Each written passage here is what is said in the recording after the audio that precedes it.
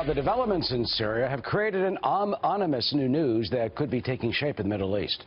Iran now apparently seeking to forge even closer ties with Russia. This as we learn that several Iranian military officials and diplomats met with their Russian counterparts in Syria yesterday. Now with the possibility that the U.S. could be stepping up our involvement in Syria, the alliance between Tehran and Moscow could be cemented even further, all in support for Syrian dictator Bashar al-Assad.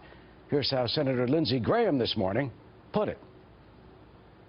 If you kill babies with conventional bombs, it's still a moral outrage. Here's what I think Assad's telling Trump by flying from this base. F you. And I think he's making a serious mistake, because if you're an adversary of the United States and you don't worry about what Trump may do on any given day, then you're crazy. Well, Ambassador John Bolton joins us, former U.S. Ambassador to the United Nations, Fox News contributor, senior fellow at the American Enterprise Institute, and chairman of the Gatestone Institute here in New York. Ambassador, you know, Senator Graham certainly has a colorful way of putting it, but, I mean, essentially, he's 100% right. Well, I think there's been a lot of commentary, obviously, since the U.S. attack on the Syrian airbase Thursday evening, Friday morning, Middle East time.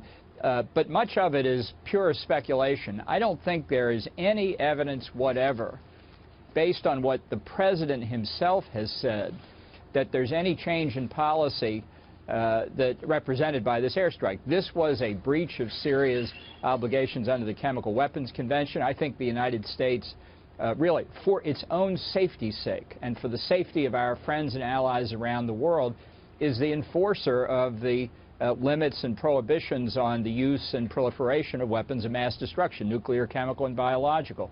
So I thought this strike was the right thing to do, to tell Syria not to do it again, to tell Iran and North Korea, we can do it to you, to tell Russia and China, get your surrogates under control. I don't think that means necessarily any change at all with respect to Syria.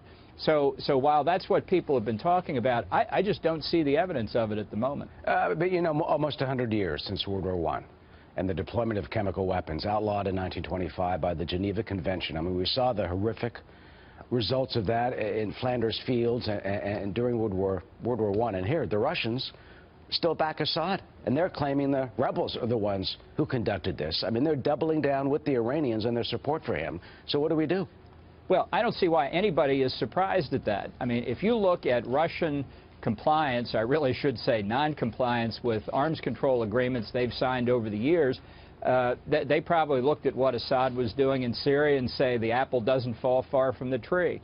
I mean, it's been discussed publicly for a long time that the Russians themselves are probably in violation of the Chemical Weapons Convention with their development of fourth-generation chemical weapons. The Russians are in violation of the 1987 Intermediate Range Nuclear Forces Treaty that was designed to get nuclear weapons, short and intermediate range weapons, out of Europe.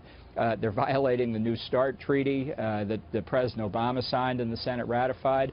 And I think they're fully aware that Iran is violating the Obama nuclear agreement signed in 2015. Well, so to me, the Russian attitude here is business as usual. Well, you know, we saw Nikki Haley, our U.S. ambassador, really giving it to her Russian counterpart at the Security Council the other day. But the Russians aren't backing down. And now they're even cementing their relationship further, as you say, with Tehran. What does that mean with Tehran and Moscow even cooperating closer together? I mean, Assad's not going anywhere, it seems. I don't think he is. Look, this is not a question. I know everybody's talking about what are we going to do about Syria? What are we going to do about Assad? That's not the question. Neither is the question, what should we do about Iraq? That's not the question either. The real question is, what are we going to do about Iran, its continued pursuit of nuclear weapons, its continued funding of international terrorism, and its continuing and increasingly successful effort to get an arc of control from Iran through the Baghdad government in Iraq, through the Assad regime in Syria, through the Hezbollah terrorists in Lebanon, backed by the Russians. The Russians and the Iranians are already in tacit alliance. It may be much more than that. That's what this trip to Moscow by the commander of the Iranian army suggests, as you just indicated. That's the force that's developing. And once we destroy ISIS, which I think President Trump is clearly committed to, that's the issue. How do we deal with the Iran-Russia axis in the Middle East? Assad, nobody's going to defend Assad. That's not question number one. That may be question 8 or 9 or 10. That's not question number one.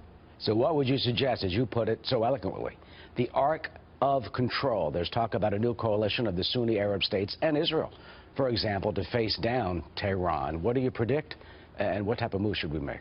Well, right now we're losing. Let's put it that way. But I think the focal point, the imminent focal point, is the destruction of ISIS. This is, again, something that candidate Trump made a lot of comments about during the election campaign. It's obviously something he feels strongly about. He's received new suggestions from the Pentagon. Perhaps some of them are already being implemented to destroy ISIS caliphate, so-called, in what used to be Syria and Iraq as soon as possible. And the reason to do that is so that ISIS is impeded in its ability to recruit and deploy terrorists around the world, in Stockholm, perhaps in Alexandria, as we've just seen.